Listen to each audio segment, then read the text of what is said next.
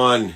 It is More Good News Wednesday. Already starting off with more good news. Big shout out to everyone and the good news that they're having. Welcome, welcome, welcome. Let's get the questions rolling here. We got some great guests coming on today. We're going to learn a lot of things. Jesse, good to see you. Welcome, everybody. You can always reach out to me for any help. Chef Marshall O'Brien in the house. Keaton, good to see you. Jonathan Busby in the house. Good to hear you, Jake, and good to hear you hearing me on More Good News Wednesday. Go ahead and put in any good news that you've heard already today as we look there. Thank you, Nick, Mr. Positive. If anybody wants my ebook, my audiobook, or a signed copy of my book, all you got to do is email me, david@dmeltzer.com. david@dmeltzer.com. I will sign a book, send it to you, ship it to you. I'll pay for everything. Don't worry. You can also text me right here, 949-298-2905. All this is posted right here. Check it out and reach out to me. Kim Woods is here, and we'll be with her in about 4 minutes. So thank you very much for letting me know you're here. We have been confirmed at Web Summit in Portugal, November 1st and 4th, in Malta, in Chicago with, of course, Mike Tyson next week. In Chicago, we'll be doing a meetup in Chicago, New York. Good to see everyone here. All right, questions are rolling in. I fell behind there a little bit. Very good. Let's see here. Number one, best piece of advice for someone who isn't sure what they want in life. If you don't know what you want, then let's start utilizing the daily practices of knowing your what, knowing your who can help you and who you can help, knowing your how to be productive, accessible, and gracious, knowing your now, how to prioritize what you want to do. 100% of the things you do now get done. Difference between passionate, purposeful, and profitable people is they get things done. And applying your why. If you want those 5 daily practices, I will teach them for free, david@dmeltzer.com. I will send you 5 daily practices. I will send you the core lessons of life. Whatever you want, just email me. It's the easiest way, david@dmeltzer.com. I answer everything myself, so make sure you reach out, and we'll do that. Let's see what other questions we have in the house here. How to document your life if you find yourself boring. Well, first of all, nobody is boring. Boring people have not found the light, the love, and the lessons to look inside themselves. Everyone has their own frequency. So for me, I am boring to most of the world, and there is a small frequency of people that I'm super exciting to. Because there's 7 point whatever billion people in the world, and if just 0.001% find me exciting, that's good enough for me. So don't look outside, look inside for what excites you. That's, once again, the purpose of knowing your daily practices, the what, the who, the how, the now, and applying your why. How to be strong alone. Ask for help, then you won't be alone. One of the superpowers in life is to ask for help. What do you think about Simone Biles and Naomi Osaka putting their mental health first? I think everyone should put their mental health first. I don't know what their situation is, so I think everyone should put their health first. I do. And so, if it's too much stress, and it's, creating interference between you and your great light and love, it's disappointing as a fan, and to see people having to quit their life dreams because of mental issues. Things don't happen overnight. That's my greatest concern. Where is the process of the mindset training that should be going into these athletes, so that when they get to the biggest moments, they don't aggregate effect, right? It works in negative behavior's favor. So, we should be practicing mindset in order to get to where we can handle the biggest stages in the world. But put your health first, please, everybody, and understand aggregate effect and compound interest, especially in our mental status. Tough question. I have a concept I've been working on that I want to bring to market. A company wants to bring a similar app to market and has resources and connections, but missing what I believe in the secret sauce. Do I go work for them or work on it on my own? I think the better thing to do is work with them. So I would approach them and show how you can make yourself equal, but also make yourself distinguishably valuable to them. And I would work with them, not for them. And I definitely would approach them to see how exactly you can work with them and both benefit from the nuance or the value or appreciation that you bring. All right, let's bring on Kim Woods. She can reach back out and tell me you're here. I didn't see you put a request in, but I'm backtracking here to find you, Kim. And there she is, Kim Woods' channel. We'll get that going on. We are going to talk about her revolutionary True KLT process, which is an area which I love to talk about, is which my intuition. How are you? I'm good. How are you, David? Thank you so much for being so timely. It makes my job so easy. Thank you so much for hosting me. It makes my job easy. Well, awesome. Well, give me a little bit of background on this True KLT process that you've created. Yeah, basically, in business, we know that customers need to know, like, and trust you in order for them to want to work with you. But let's turn that inward. You need to know, like, and trust yourself. Because if you don't know, like, and trust yourself, how can others know, like, and trust you? So that's what we do. We turn it internally versus having it being externally faced. Well, I love it because you can't find outside of you what you can't find inside of you. And then looking at the idea, I've been in sales a long time. And, the people that I learned from, the Zig Ziglars, the Dennis Waitley's, the Brian Tracy's, because of social media, have kind of fallen away to, kind of the new rock stars. And I'm trying to transcend the classic solution selling of Mike Bosworth. But the basis of, from Napoleon Hill to Brian Tracy to Dennis Waitley to Zig Ziglar to Jack Canfield has always been the KLT process, right? Right. We know, like, and trust. I think there's also, in looking at how you weave in intuition, there's an energetic component that was missing early on. In the idea of knowing, liking, and trusting, when we look inside ourselves, we carry a frequency. And I think credibility is overlooked. Self-credibility is overlooked an enormous amount of time. So people tend to project by overselling, back-end selling, lying, manipulating, and cheating, and then wonder why they can't get people to know, like, and trust them. Because the minute they start overselling, back-end selling, lying, manipulating, cheating, people go down the rabbit hole of trying to find, through skepticism, how I don't want to know you, like you, or trust you, even though you may be likable and trustworthy.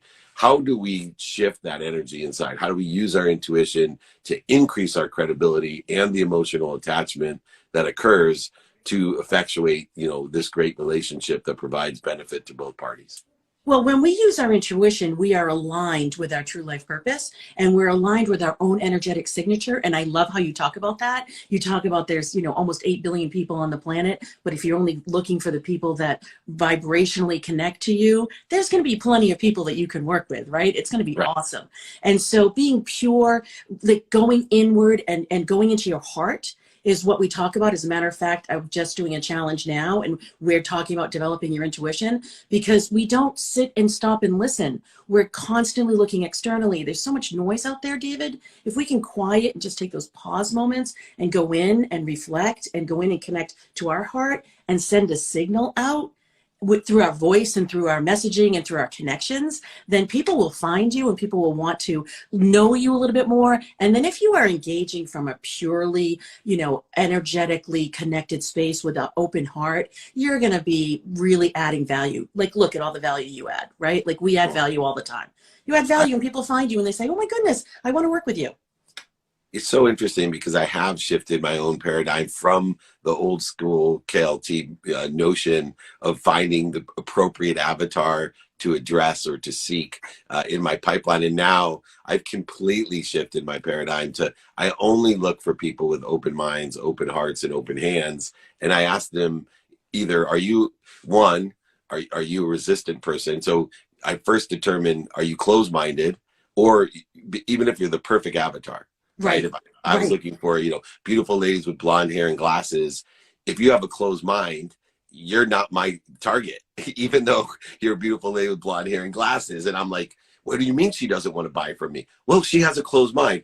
But once I find the open-minded, open-hearted, and open-handed people, now they either categorize themselves as a sponsor, meaning they must know someone that can help me, Right. or two, a power sponsor. They themselves can help me, and they know someone that can help me. And I think once people can determine, well, just because there's these people that don't know, trust, or like me, even though they should, because I have the perfect solution for them, Right. that means you're on frequency. Like Right. if you're on frequency, it's going to be polarizing to the people that are not on your frequency. And that means you're on frequency. Too many people do this like chameleon, and I was one of them, the pleaser chameleon salesperson. Right. It doesn't work. There's no frequency to it. It doesn't work, and it's not sustainable. Our whole thing is about how to be sustainable, right? You want growth, you want to bring things into your life, you want to use the law of attraction, let's just say it, right? So when you are aligned with your intuition and you're following it, you're attracting your soulmate clients. You just come together easily. And it's makes your job easier. You're making decisions that are smarter. You're connecting in a beautiful power exchange. We talk about generosity a lot, and we talk about that growth and just the energetics of what that amplification is. It's a beautiful thing. And you talked about avatar. We have a quiz that will give you your own avatar, because the avatar you're looking for is yours, not somebody else's. So you can go to, I'm just going to say it. I'm going to self-promote right now, David. Sorry about that. But I'm going to say, go to Kim Wood's channel on Insta, click link in bio, and it's the second button. Take the quiz, find out your avatar, and it will make your life a lot easier. Well, I will promote that as well. I think you might see a post from me endorsing you, because you'll hear the find your own avatar, right? Find who you are, and then learn to love your avatar is the second part of it. If my team's listening, please take a note of find your own avatar and learn to love your own avatar, because that is absolute genius. Genius is the expression of God or expression of truth. And so coming through you, and I want to notate it when it happens. Last thing real quick, I talk about pain, setbacks, mistakes, failures as being the things that propel us to a better place, a better position, or a better situation, not punishment. Exactly. And I see, life happening every day, and the same or less circumstances happen to others, and I can't get them to seek the light, the love, and the lessons to find the better place, the better position to be in. All they see is pain and punishment. I know you, as a catalyst in your life, had a setback, a family issue that set you into this intuitive state of KLT. If you wouldn't mind, I'd love for you to finish up by sharing how you turned that struggle into propelling you into a better place, a better situation. Absolutely. It was, my son was born. He was my first child. I was on the fast track. I was doing all the things, right? Success, yay. And he had health issues. And so the universe was like, whoosh, right? Going to knock me right over. And I was asshole for tea kettle, like honestly. And then I righted myself, realizing, wait a minute, I have intuition. I'm a strategist. We're going to take his health issues, and we're not going to accept the doctor's, predictions of he's not going to be able to catch a ball. He's not going to be able to walk up the stairs. He's not going to have a social life. And that was the one. I was like, oh no, he's 2 years old. This is not going to happen. And so we ended up taking ancient wisdom, Eastern practices with the Western methods, and we combined them.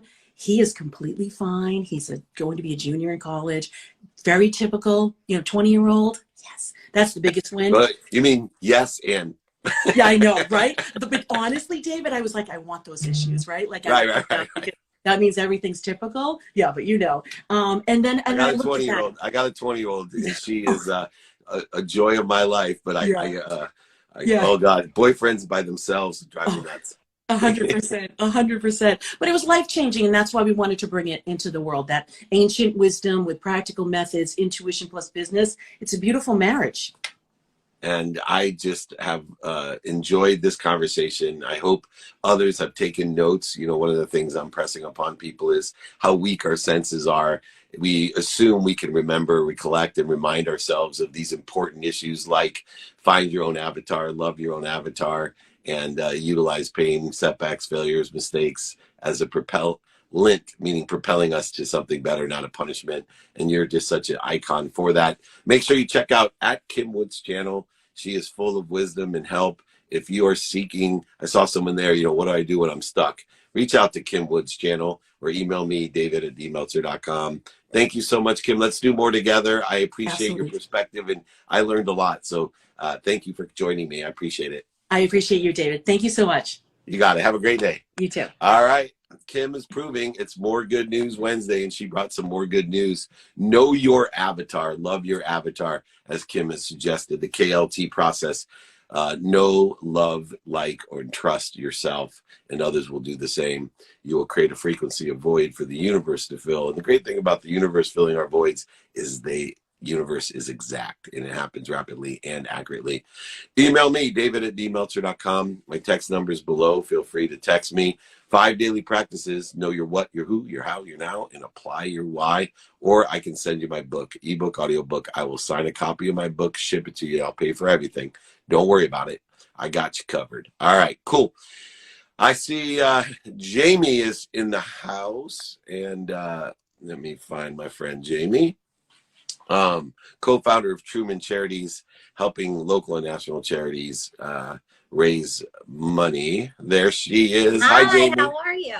I'm amazing. How are you? Great. This So must be More Good News Wednesday.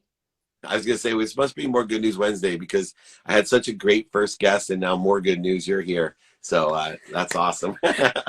Oh, good. Give me a little background on Truman Charities. Sure. So I am co-founder and I'm the podcast host of Truman Charities. And past 11 years, we've raised $1.2 million for various local charities.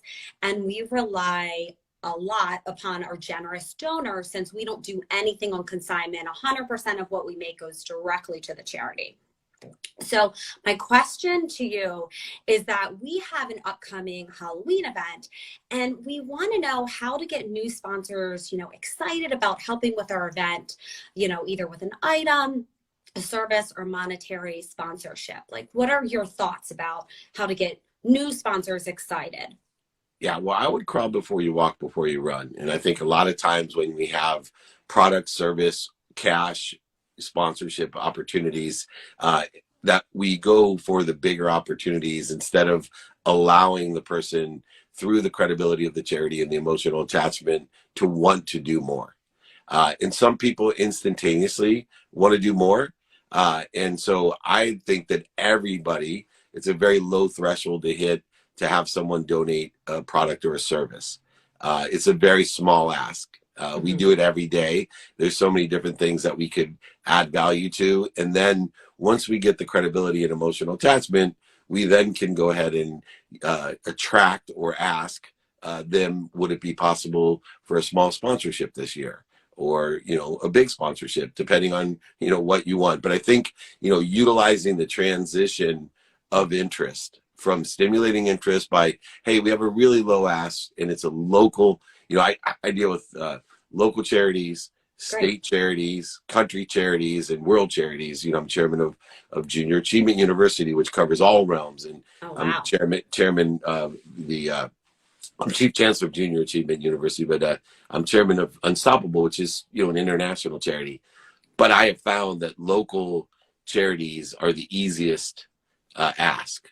And so what Truman Charities does, you have so many credible advantages in the ask process.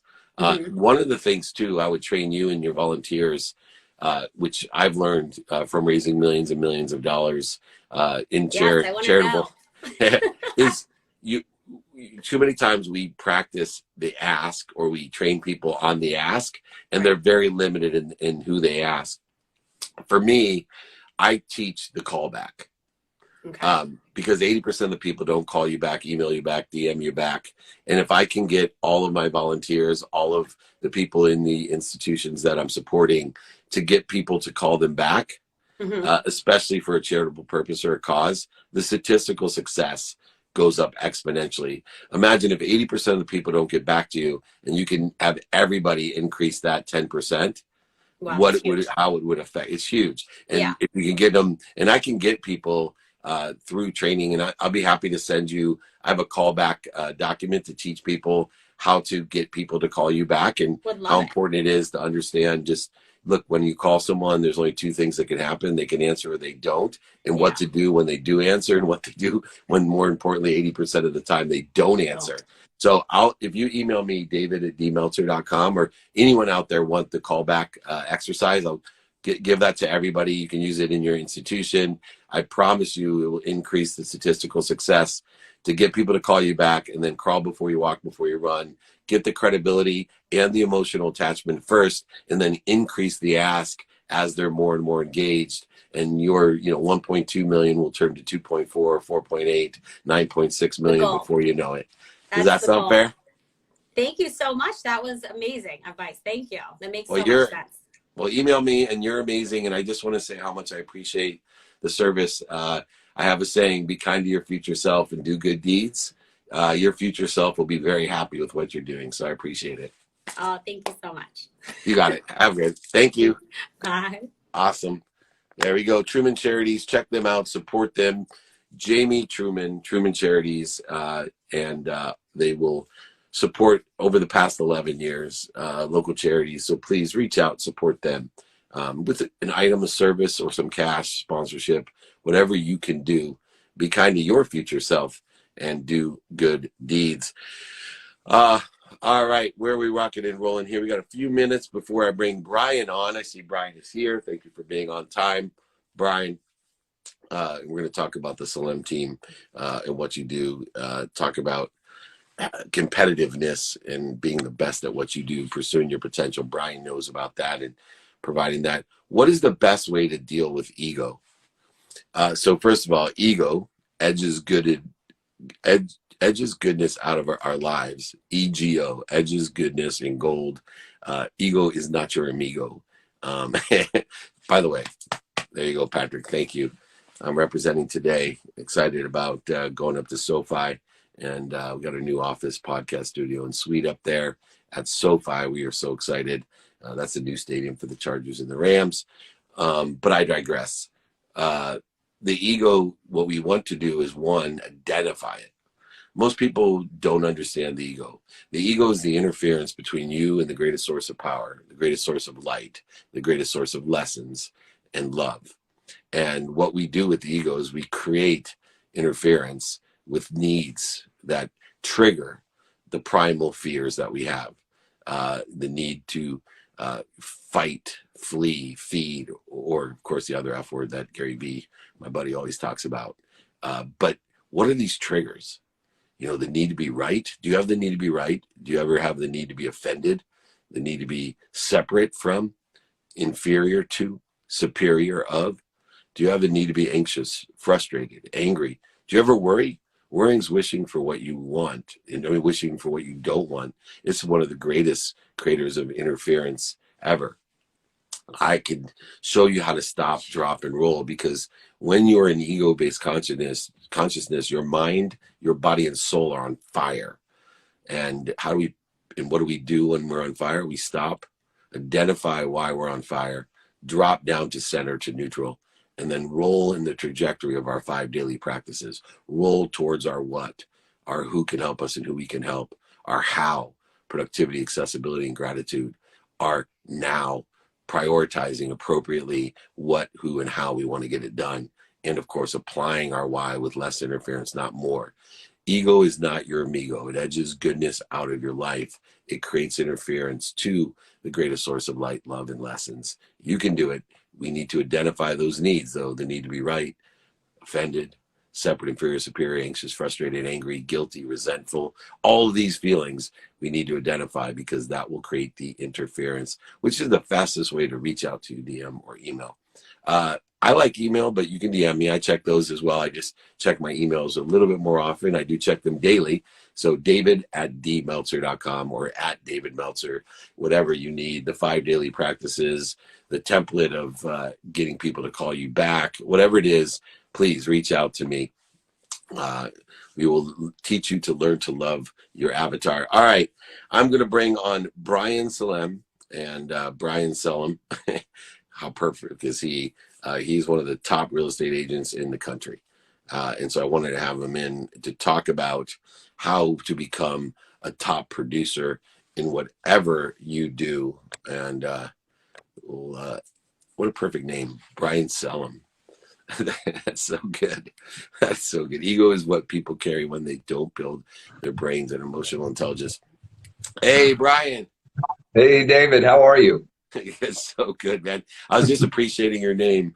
Yeah, There's certain names that are just born into you. My name means beloved servant, and so I think I was born into my name. You absolutely were born into yours, Brian Sellum, because absolutely. nobody's selling them like you are, buddy. Congratulations on all your success. Thank you. Thank you. I Yeah. was, I've been a fairly successful salesperson in my uh, own career, and I believe there's a lot of math that I apply to being productive, accessible, and gracious, and successful. And you are one of the country's top producers. And there's I don't even know how many real estate agents there are. So Right. in a very, very crowded space, let's just put it Yeah. that way, with They say limited 1 point. inventory right now. Um, Yeah. what are some of the math tricks that you've learned, whether it's time in productivity, efficiency? What are some of the Right. statistical things that you do that people could take away from this IG and say, oh, you know what? Because I know there's some innate ability to sell, but then there's some pragmatic things that you do. I was hoping that you could share a few of the math tricks that you use to be so productive. Oh, yeah. Well, to me, some of the simple math tricks are formatting how many contacts I want to make a day. That's some of the real simple math. And I break things down to some simplicity. A contact comes in multitude of ways. You can do it. It's just connecting with people. You could be at the Starbucks down the street and you connect with somebody, you're making a contact. But it's really how you make those contacts. Now, I could be doing in my business where I'm reaching people on the phone, whether it's warm calls, we do door knocking. But you're making contacts with people, so you simplify it into mathematics where you say, how many people do I have to connect with in order to, break it down. You go the contacts, the leads, to the actual sales. And when you start off with that, it's a very simplistic. I could break down where anybody could be successful on a simplistic level. The problem is the execution. And like you've said so many times, it's the mindset and all these other elements that can get in the way of that simplicity. But if you want to know how many people you connect with in order to formulate benefiting them, it's like the way I say it, to benefit them, not just make a sale, but benefit somebody. The more people you help and can do the things that you are meant to be doing as a success, then it's real simple. So that's what I do. I just break it down. Like I even have charts for you. This is one of my sheets. I just simply break it down, checkbox the areas, and things flow from there. But that's the simplistic basics thing. I could give you a specific number. I do try to bring it to 50 a day contacts, and that's how it flows from there. And then there's a lot of other elements that come from it. But simplistically, that's it. I do a lot of coaching, and I have real estate agents. And one of the things that I've been doing with real estate agents with Marshall Falk is giving extra sources of income as well. So I'd love to follow up with you and see if you'd be interested in joining my and Marshall Falk's team in providing some, extra financial literacy to the agents and to others, but also extra income. But one of the things that's so interesting is, you're at the top of the game. And Mm-hmm. yet, like me, 7 days a week, I ask people in person, on the phone, via email and social media. Mm-hmm. I'm a door knocker myself, and I had a kid that I coached, and he was literally bankrupt, and he said, Dave, I'm going to make $1 million a year. I said, well, how many? We live in Southern California, so I said, how many properties would you have to sell to make $1 million? And he came up with that number, and it's ironic because I said, okay, you need to go knock on 50 doors. But what he Right. didn't realize today, he's one of the top producers in the country.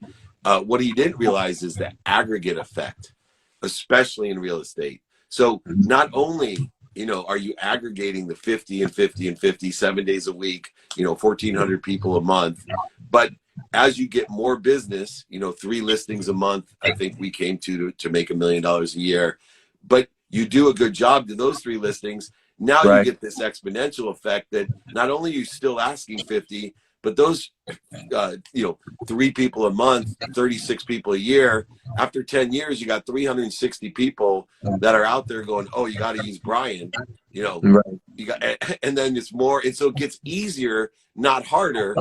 And yet some people get less motivated to knock on doors when the success comes, when that's when you really should lean in and really experience the aggregate or exponential effect so you could be one of the top producers in the country.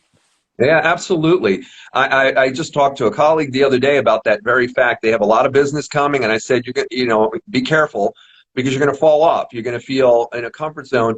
And when you get to the place in your life, because I'm in a place where what I do is to bring success to other people, to benefit other people with what my knowledge is.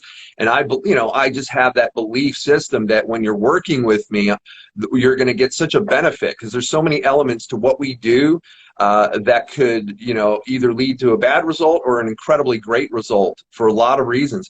And so when you come at things in a manner that you're continuing to want, I love the words that you use on a higher level, on a higher mental and spiritual level, that you bring value to people. And the more you bring value to people, the better everyone is, the better everything is. You expand the marketplace in your business, you give the business a better name, everything expands. And if you have come from that, you're drawn from that energy. You're drawn to do more. It's not so much, all right, I've got enough here and now I'm going to sit back. You're going to continue to pump out that great energy to people and achieve great results for them. And so those are things that I think are important. Like you mentioned earlier on, you were talking about people's mindset and then also knowing your value. I always say that when I do my own little seminars for people, it is finding your value proposition. It's so important to know your value because everyone, as you mentioned earlier, has their own unique value. I have different skill sets. No matter how long I've been doing this, no matter what the level is, somebody coming into the business tomorrow is going to have a different skill set. They're going to bring other things to the table, and they need to know that. When you can capture what your value is, as you said, you're going to draw the people who will respect that, what you bring to the table, because you don't really want to do business with people who don't respect your value. You got to move away from that. When you understand that, your value proposition, things open up. Within yourself, and your whole process of doing business becomes a pleasure. It's so true. And, you remind me of one of my other friends, Ryan Serhant, who grinds every day, he asks every day, but he understands, the value after he gets the listing or the client. He understands even more importantly when he has a deal that is in agreement that he's only 20% done. He has 80% of the work to do, right, even after agreement, which is, so critical. One of the other things that he talks about is, people don't want to be sold, especially in real estate. This is probably the biggest purchase of 99% of the people in America's life will be the real estate purchase that they make. And they don't want to be sold. They want to go shopping with a friend. Right. And everybody knows at least 5 real estate agents. And, right. No more. They don't know that they're real estate agents, but there are even more with licenses out there. But go ahead. Right. Exactly. But moreover, we choose the person to go shopping with or to sell with. And we have to have that emotional attachment. To finish up, obviously Ryan is the king and master of emotional attachment. You obviously know and are an expert in it as well for the productivity that you have. What do you look for to have that emotional attachment beyond the credibility, the grinding, the math, the skill sets that you have? There's this KLT that we talked about earlier with Kim, that people know, like, and trust you. There's an emotional attachment that, hey, you know what? I like to go shopping with Brian, or I want Brian to take care of selling my most valuable asset for me. Right. Well, for me, that emotional attachment is, the way I come across. I'm kind of the honesty in things, being very honest with people about things. But you know what? One of the first things you want to think about when you're working with anybody is the question being answered. How can I help you? And listening to that, because when you understand how somebody wants your help, because you might think what you're going to do is going to be helpful, but if you haven't heard how they need help, because different people need help in different ways. I've got people who have other sophistications and other levels. Others are very nervous. They've not been through the process.